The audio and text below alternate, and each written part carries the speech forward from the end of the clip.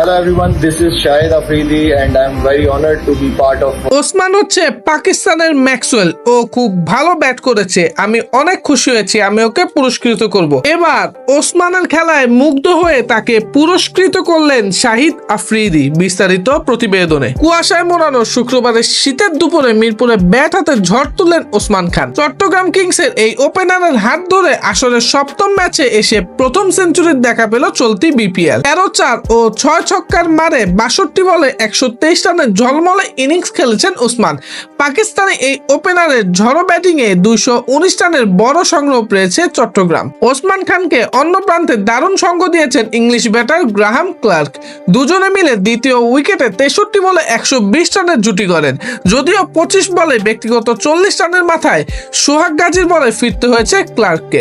তৃতীয় উইকেটে মোহাম্মদ মিথুনকে নিয়ে 63 রানের জুটি করেন ওসমান।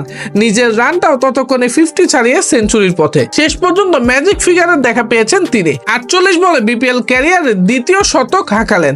2023 বিপিএল এ চট্টগ্রাম চ্যালেঞ্জার্সের হয়ে খুলনা টাইগার্সের বিপক্ষে সেঞ্চুরি হাঁকিয়েছিলেন ওসমান খান।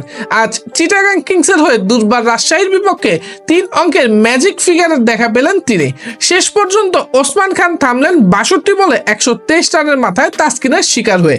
অন্য প্রান্তে কেউ সেভাবে আর বড় ইনিংস খেলতে পারেননি। ব্যর্থ হয়েছেন শামীম পাটোয়ারিও। নির্ধারিত ওভারে 5 উইকেটে 219 রানে থামেন চট্টগ্রাম। অন্যদিকে ওসমানের খেলা দেখে মুগ্ধ হয়েছেন চিটাগংয়ের মেন্টর শাহিদ আফ্রিদি।